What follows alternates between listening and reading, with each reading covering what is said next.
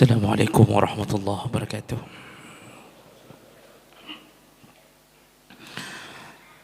Alhamdulillahirabbil alamin.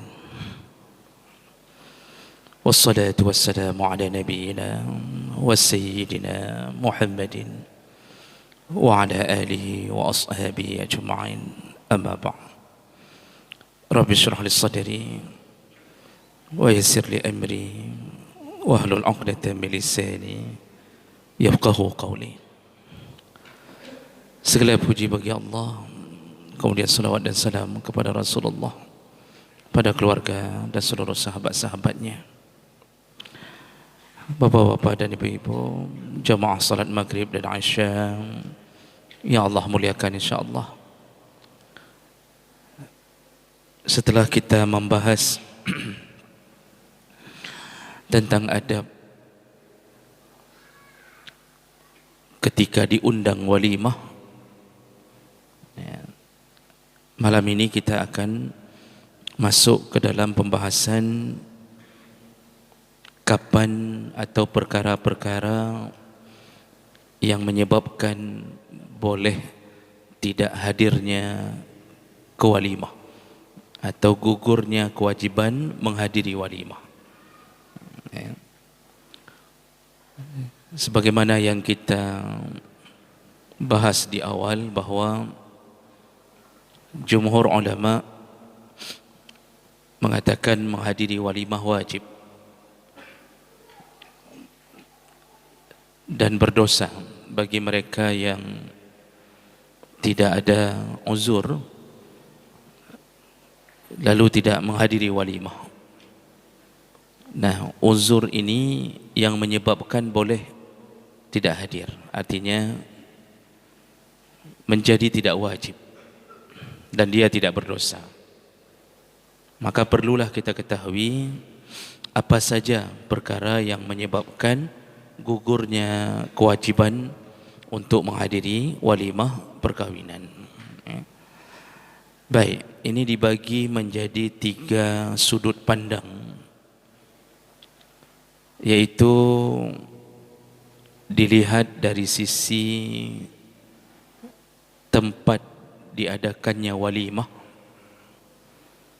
lalu nanti akan dilihat dari sisi orang yang mengundang walimah, dan yang ketiga nanti akan dilihat dari sisi orang yang diundang.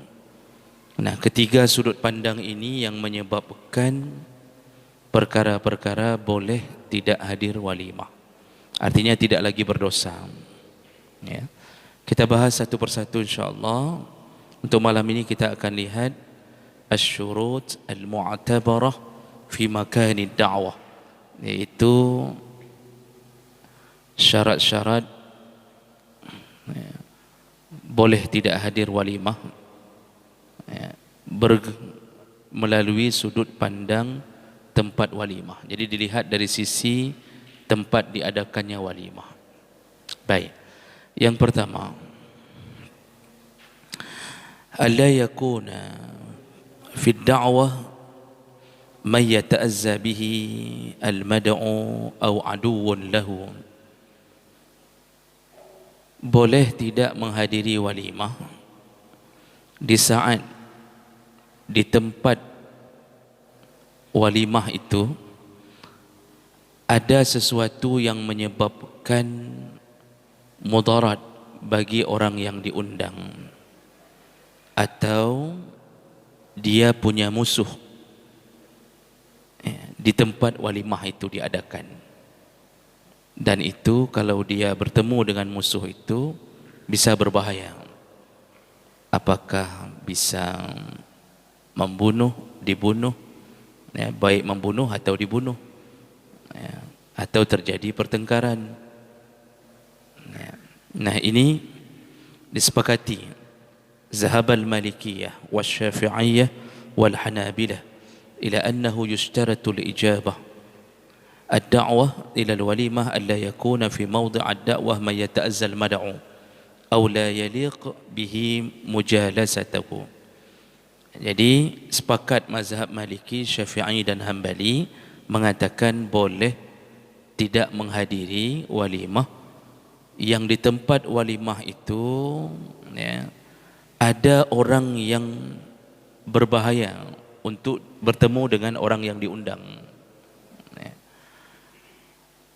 Fa in kana fahuwa ma'zurun fi takhalluf. Kalau ada model begitu, maka dibolehkan tidak hadir. Ya. Lalu ditegaskan dalam mazhab Syafi'i, ya. Wa qala Syafi'iyah, ini dikutip dari kitab Nihayatul Muhtaj, yushtaratu an la yakuna bil mahalli alladhi yahduru fihi al mad'u ila al walimah man yata'azza bihi aw la yaliq bihi mujalasatuhu fa in kana fa huwa ma'zurun fi at-takhalluf lima fihi min at-ta'azza fi al-awwal wal ghadadah fi al-thaniyah.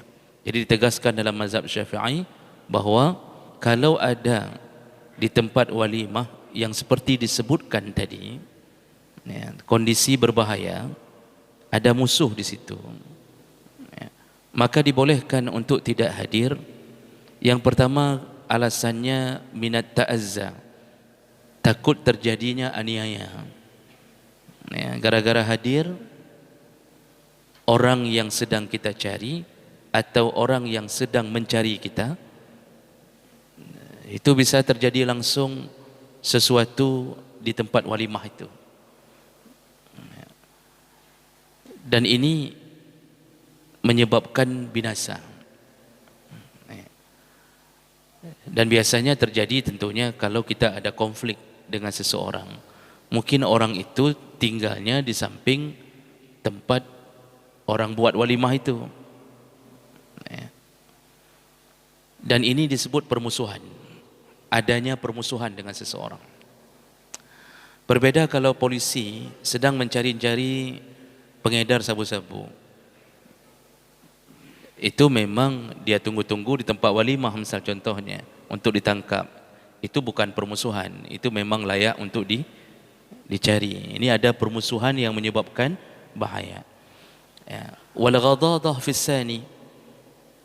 Alasan kedua, takut terjadinya kehinaan atau terhina di tempat walimah itu. Gara-gara mau pakai, kita sudah pakai baju bagus, kita datangi undangan orang, di situ rupanya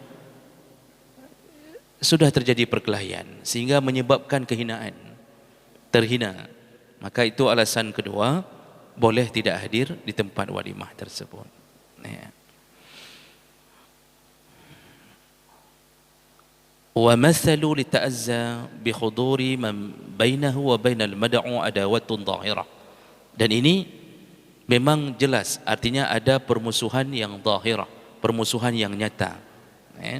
Dan kita khawatir kita tidak bisa menahan diri ketika bertemu dengan orang itu di tempat walimah. Karena alasan selain daripada itu bisa merusak acara orang. Kita berantam di tempat acara orang, gara-gara kita hadir ternyata ada musuh. Nah, ini juga kita menghinakan yang punya hajat. Ini bisa merusak kehormatan yang punya hajat. Maka dibolehkan untuk tidak hadir. Ya. Berikutnya, alasan perkara kedua yang menyebabkan boleh tidak hadir. Ya. Alla yakuna hunaka munkar.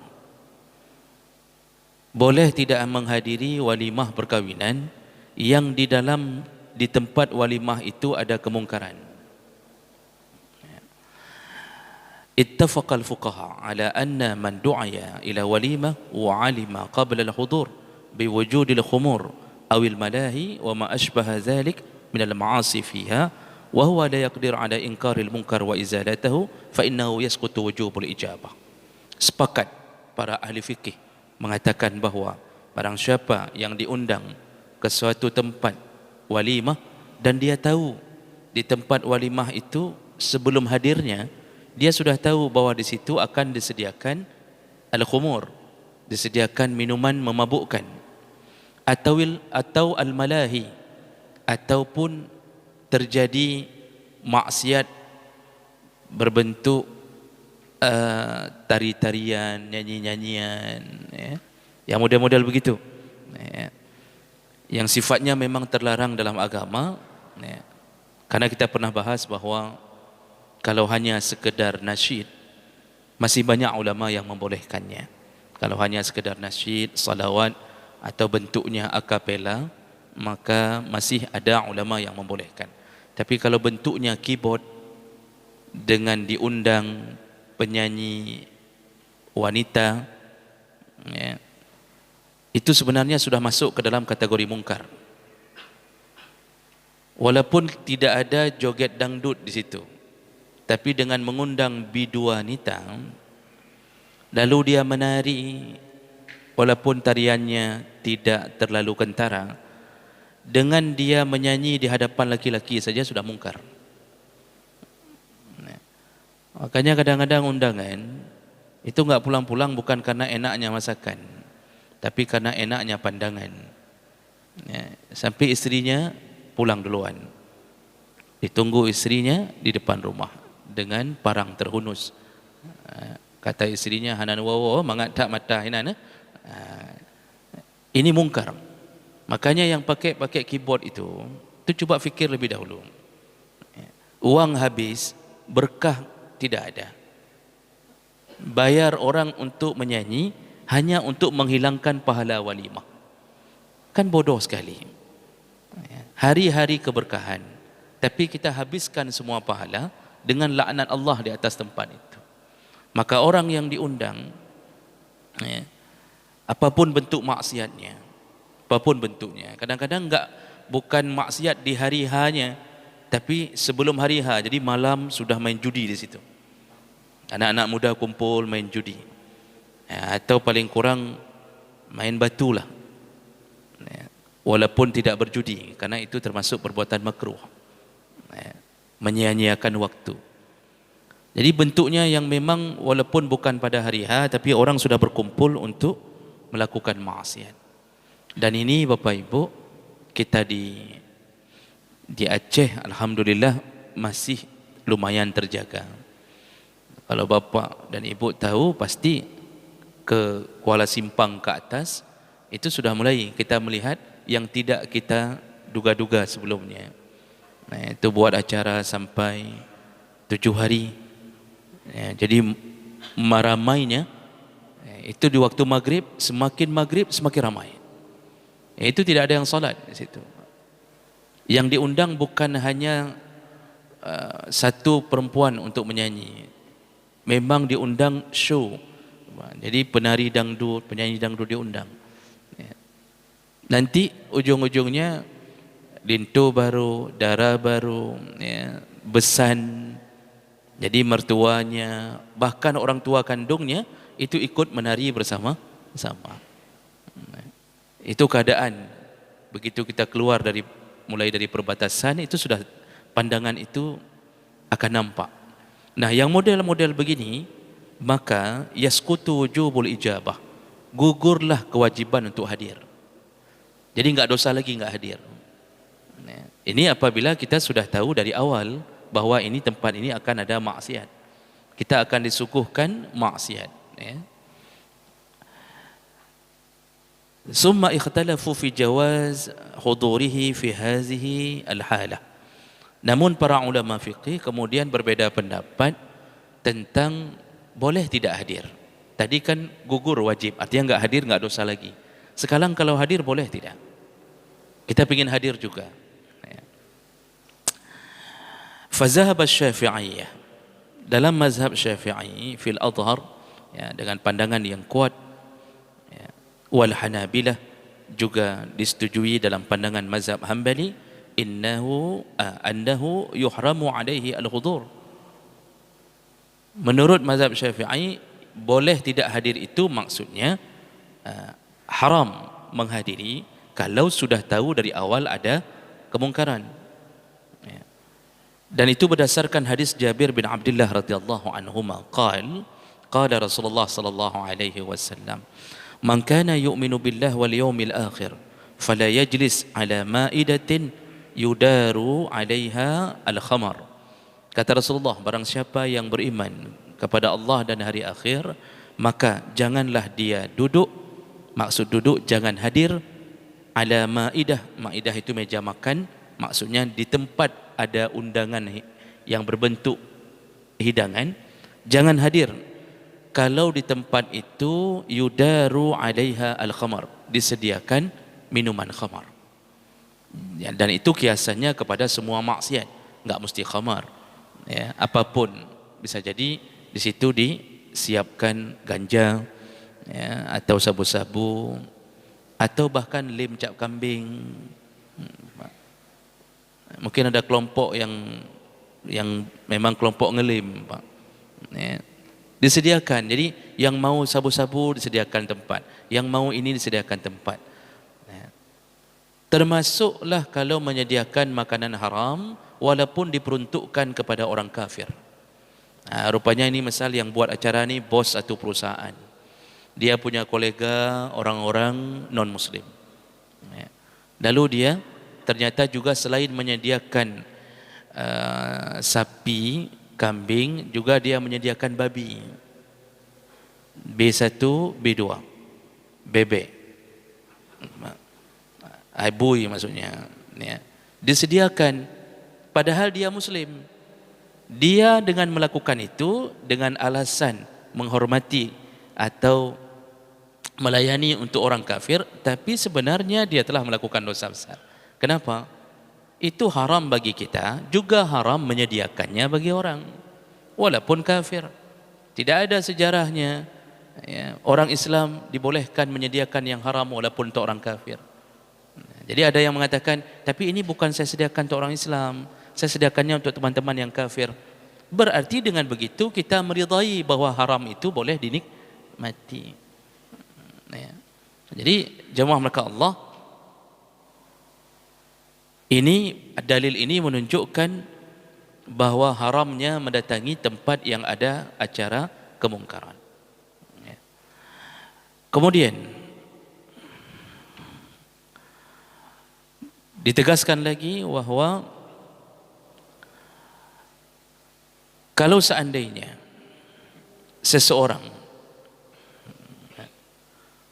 hadir di tempat itu lalu tidak mengetahui bahawa ada kemungkaran di tempat itu, kalau tadi langsung tahu langsung haram, ini sekarang dia hadir, ya, dan dia tidak tahu bahawa ada kemungkaran, begitu sampai baru dia tahu bahawa di situ ternyata ada sesuatu yang mungkar, ya, maksiat di dalamnya.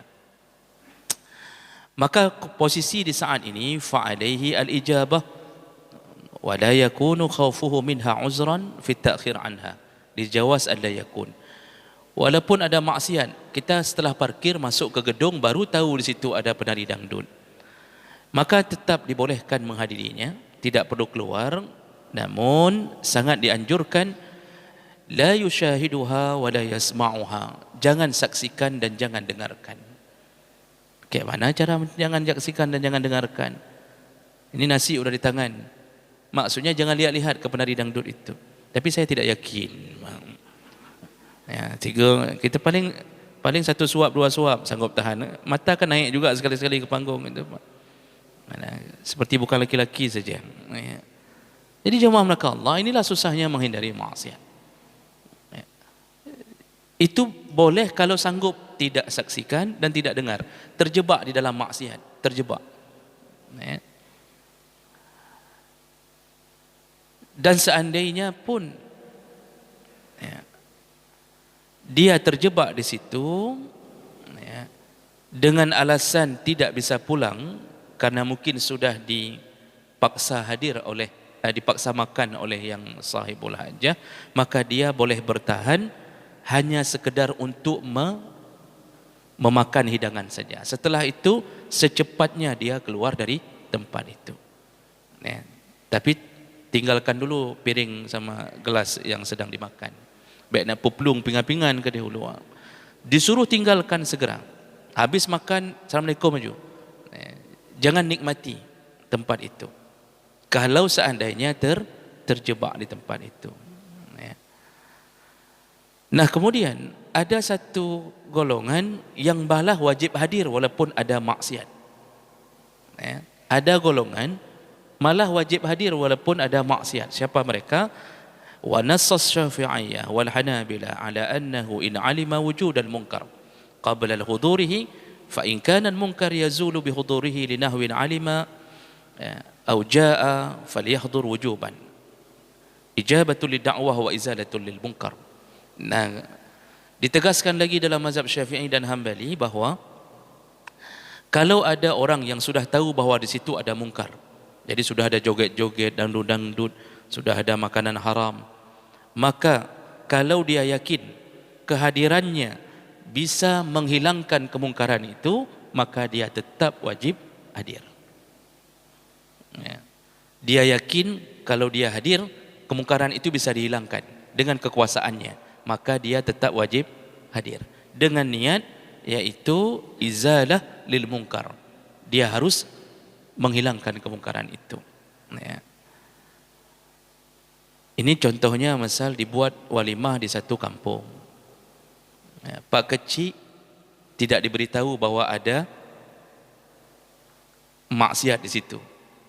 Tapi Pak kecil tahunya dari orang lain. Begitu tahu, Pak kecil wajib hadir dan segera ingatkan tuan rumah, kalau masih menari-nari dangdut di sini, tutup tenda, bubarkan. Itu Pak kecil wajib hadir karena berada di area kekuasaannya. Nah, yang model begini, walaupun ada mungkar, dia tetap disuruh hadir untuk menghilangkan kemungkaran. Oh, tidak didengarkan juga, maka hadirkan penguasa yang lain. Artinya dua halapan bersepakat hadir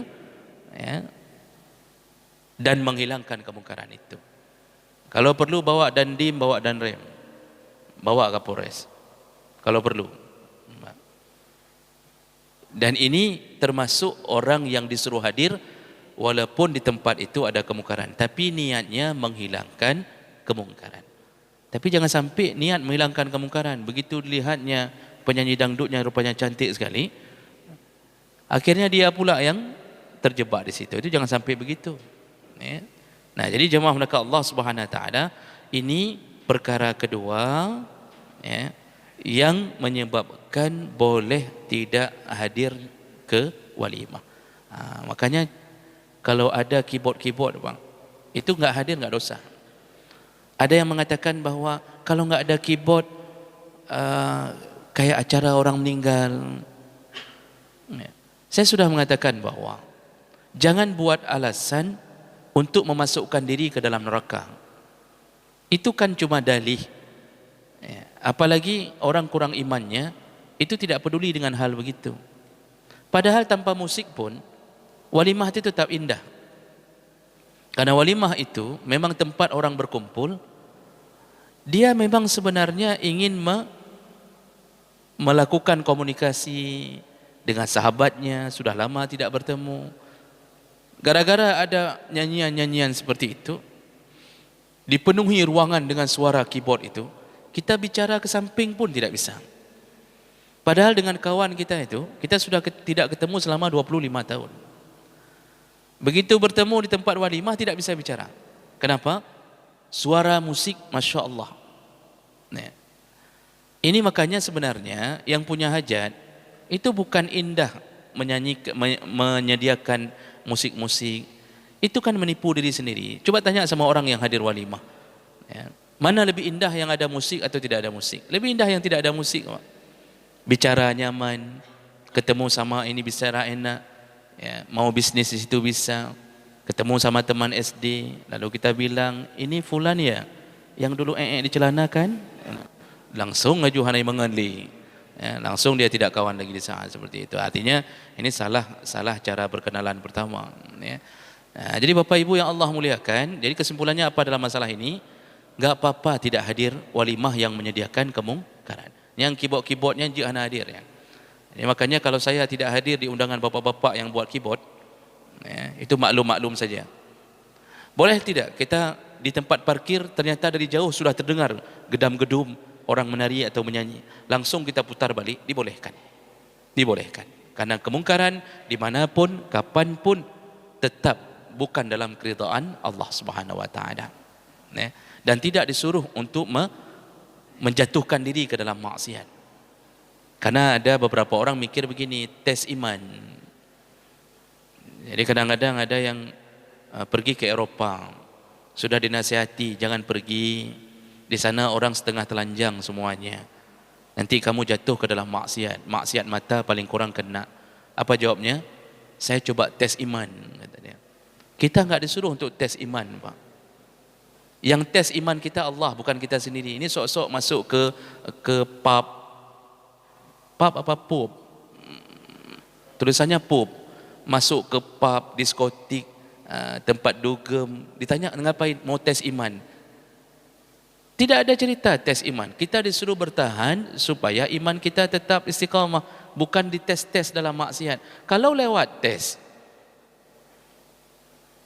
kalau tidak lewat kita yang dites. Ya. Begitu ketemu sama pelacur tidak lulus, hancur di situ, hancur, mati. Ya. Mati di situ, subhanallah.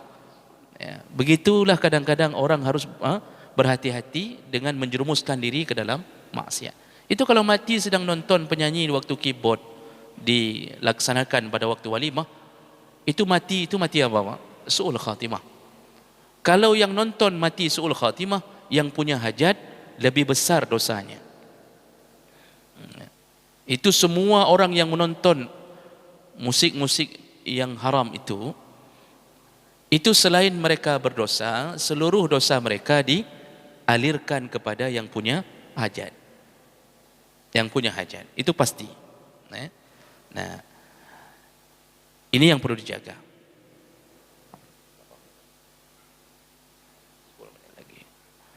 Baik, satu lagi, Pak. Setelah itu kita bertanya jawab. Yang ketiga, yang membuat walimah boleh tidak dihadiri atau gugurnya kewajiban, tidak berdosa lagi kalau enggak hadir, yaitu alla yakuna bimakani da'wa suratun muharramah. Boleh tidak hadir di tempat walimah yang di tempat itu ada gambar-gambar atau patung-patung yang diharamkan. Apa maksudnya? Yaitu patung atau lukisan yang berbentuk makhluk hidup. Jadi misal buat acara di satu gedung, rupanya gedung itu, Pak, ada patung-patung, ada lukisan-lukisan makhluk hidup. Makhluk hidup itu manusia dan hewan. Kalau tumbuhan tidak dianggap. Nah, maka dibolehkan untuk tidak hadir di tempat itu. Dan ini kesepakatan para fuqaha. Zahabal fuqaha ila annahu yushtaratu liwujubi ijabatil walimah alla takuna bimakani da'wa suwarun mujassadah. Boleh tidak hadir di tempat walimah yang di dalamnya ada patung yang berbentuk jasad, li insanin, baik jasad manusia atau hayawanin, atau jasad hewan, kamilul a'dha, dengan bentuk yang sempurna, ad-dhahirah, walaha dhillun yadumu wa hiya mansubah. Jadi memang dipajang dengan baik, ya, dan dia berbentuk makhluk hidup yang sempurna. Nah, ini semuanya haram berdasarkan beberapa hadis Rasulullah. Ya, banyak sekali hadisnya. Ya, Rasulullah mengatakan annahu la'anal al-musawwir. Rasulullah mengatakan sesungguhnya Allah melaknat orang-orang yang membuat patung. Lalu kemudian dalam hadis yang lain, man sawwara suratan fid dunya, barang siapa yang membuat satu patung di dunia, kullifa yaumal qiyamah ayyunfakha fiha ar-ruh wa laysa binafikh, yang membuat patung di dunia. Jadi buat-buat itu yang belajar-belajar seni pahat, apa itu seni apa itulah. Itu semua nanti di hari kiamat semuanya akan diminta oleh Allah bertanggungjawaban untuk meniupkan ruh ke dalam patung yang dia buat. Walaysa binafikh, di saat mereka tidak mampu memberi nyawa, disitulah azab paling pedih Allah berikan kepada para pembuat patung. Dalam hadis yang lain termasuk pelukis yang menggambar makhluk hidup, ya, yaitu hewan dan manusia. Dan masalah datang ke tempat walimah itu terjadi di masa Rasulullah. Dari Ali bin Abi Talib radhiyallahu anhu annahu sada'a ta'aman fada'a Rasulullah sallallahu alaihi wasallam. Pada suatu hari Ali bin Abi Talib mengundang Rasulullah ke rumahnya. Ini menunjukkan Ali tidak tinggal di rumah Rasulullah. Ya, Ali menantu Rasulullah tapi tidak tinggal serumah. Memang bagusnya Pak menantu itu tidak tinggal serumah. Walaupun baik tapi tetap ada riak-riak. Tetap ada. Ya. Nah, jadi kalau masih ada, kecuali nggak punya rumah.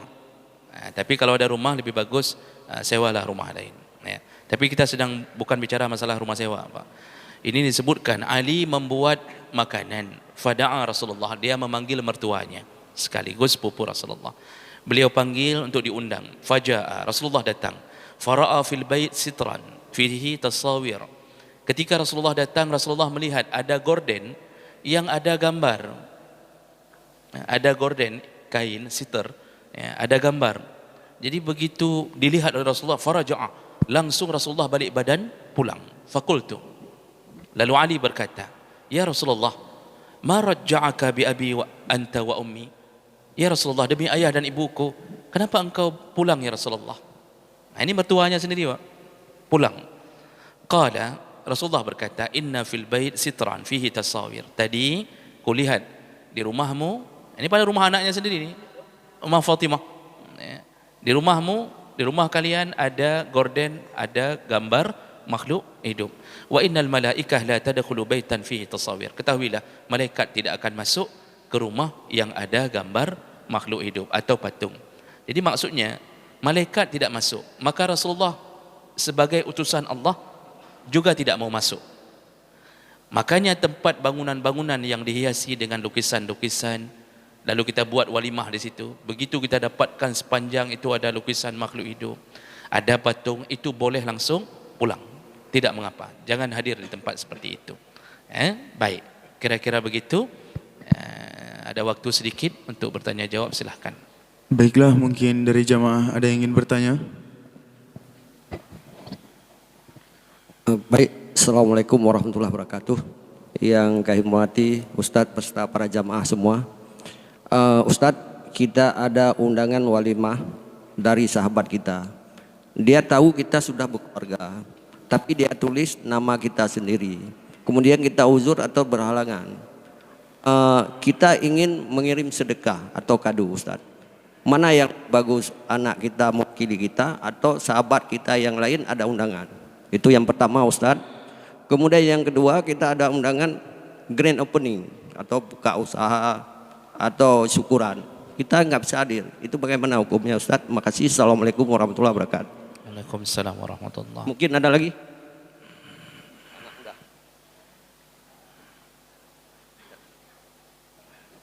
Bismillahirrahmanirrahim. Assalamualaikum warahmatullahi wabarakatuh. Ustadz dan jamaah sekalian yang dimuliakan oleh Allah, terkait hukum patung atau lukisan yang ada di dalam rumah tadi, Ustadz, yang bernyawa baik hewan ataupun manusia. Kalau misalnya foto keluarga gitu yang dipajang, kira-kira hukumnya gimana, Ustadz? Mungkin itu, Ustadz. Assalamualaikum warahmatullahi wabarakatuh. Waalaikumsalam warahmatullahi. Baik, kita cukupkan dua dulu, Pak, karena waktu kita. Yang pertama tadi tidak ditulis keluarga di undangan. Lalu kita ingin mengirimkan kado. Ini sudah sedikit kita singgung di pertemuan yang lalu. Mengirimkan kado itu baik, ya, walaupun kita tidak hadir. Dan itu kita sudah baik. Kita tidak menikmati makanannya, tapi kita membalas kebaikannya mengundang kita. Namun bolehkah kita ketika kirim kado kita wakilkan ke orang lain? Boleh saja mengirimkan orang, tapi khusus untuk kirim kado. Tidak boleh untuk menggantikan kita makan di tempat itu, kecuali sampai di situ mohon izin kepada yang punya rumah. Kasih tahu, saya utusan bapak, bapak tidak bisa hadir, udah stroke, hampir mati. Contoh, Pak, ya, ini kado dari bapak. Kalau si tuan rumah mengatakan, oh, alhamdulillah, terima kasih banyak, kirim salam ya ke bapak. Begitu dibilang kirim salam, nggak ada pun basa-basi, makan dululah, nggak ada basa-basi, maka langsung harus pulang. Pasti anak itu menyesal, pekan kirim belum pada tempat lagi nyan. Ya. Tapi kalau ada dia mengatakan makanlah dulu, makanlah, nggak apa-apa, berarti kita telah menjadi undangan baru di situ. Itu baru boleh makan. Jadi kirim kado dikirimkan ke siapa saja boleh, tapi bukan untuk makan. Karena yang menjadi masalah adalah makanan itu. Nah, kira-kira begitu. Kemudian yang kedua, grand opening, diundang. Lalu kita tidak bisa hadir, kita wakilkan. Tetap tidak boleh diwakilkan, kecuali diizinkan oleh yang punya hajat. Nah, jadi harus telepon dulu, atau orang yang kita wakilkan harus bertemu dengan yang punya hajat, minta izin. Tapi kan nggak mungkin dia mengatakan bahwa saya disuruh wakilkan, kata bapak saya disuruh makan di sini, wakil dari bapak. Mana bisa begitu? Jadi kalau begitu, kita sudah sebutkan yang lalu bahwa yang diundang kita nggak bisa datang, gugur. Bukan disuruh wakil, berarti gugur, karena yang diharapkan datang kita nggak bisa datang, gugurlah. Sama seperti kita nggak bisa datang solat Jumat, gugur, nggak perlu wakilkan istri untuk solat Jumat. Kajakkah ke bentang long hanjit lonjak, tidak ada cerita. Nah, jadi tidak bisa hadir, tidak boleh diwakilkan. Kalaupun diwakilkan harus seizin dari yang punya rumah. Nah, itu yang kedua. Kemudian satu pertanyaan lagi tentang foto keluarga. Kalau lukisan dan patung itu sepakat para ulama mengatakan tentang keharamannya. Hati-hati Bapak Ibu, ini rumah kita, tolong razia. Jangan ada patung lukisan sekecil apapun yang sifatnya dimuliakan. Kalau tidak dimuliakan tidak mengapa. Misal Bapak beli patung angsa dan keluarganya, keluarga besar, itu dari kristal tu biasanya Pak, kecil. Banyak tu, ada Pak Wah, Miwa di situ, Pak Cik, Mak Cik, lengkap. Satu keluarga. Kita taruh di ruang tamu karena cantik, dari kristal bentuknya. Saya sering lihat di rumah-rumah. Itu walaupun kecil, malaikat tidak akan masuk. Dan Imam Ibnu Hajar Al-Asqalani, Imam Nawawi menyebutkan yang pasti tidak masuk adalah malaikat rahmah, malaikat yang membawa kebaikan. Tidak akan masuk. Maka hidup dicabut keberkahan dari rumah itu. Makanya tidak jarang solat subuh, istri marah-marah, anak sabu-sabu, anak tidak bakti ke orang tua, sudah bergaji tidak pernah kirim amplop. Itu akibat apa itu? Allah cabut dari rumah tersebut kebaikan. Solat duha enggak pernah, tahajud apalagi. Kalau masalah ribut itu hampir saban hari. Ini akibat malaikat rahmah tidak masukinya, dan itu sepakat. Sekarang kalau foto bagaimana? Jumhur ulama bahkan boleh cek sampai ke kitab yang dianggap agak ekstrim, itu kitab fiqh sunnah yang dianggap oleh sebahagian orang agak ekstrim. Silakan cek. Jumhur ulama membolehkan untuk foto dibolehkan karena dia tidak termasuk lukisan. Dia bukan dilukis, dicetak bayangannya. Namun foto bisa jatuh ke dalam maksiat ketika dipajang, menimbulkan syahwat. Foto keluarga, pasti yang kita ambil yang terbaik. Pasti yang kita ambil foto istri yang tercantik waktu masih langsing. Sekarang udah nggak jelas bentuknya, Bang. Kita taruh di ruang tamu, lalu tamu begitu lihat langsung syahwat, atau timbul fitnah. Dia lihat ke istri, dia lihat foto, lihat ke istri, lihat foto. Dia tidak percaya itu istri kita. Dipikir istri pertama. Ini fitnah. Itu baru jatuh ke dosa. Makanya sebaiknya pajang di dalam kamar. Baik. Demikian kita sambung insyaallah di pertemuan yang akan datang. Subhanakallahumma bihamdik, asyhadu an la ilaha illa anta, astaghfiruka wa atubu ilaik. Wassalamualaikum warahmatullahi wabarakatuh.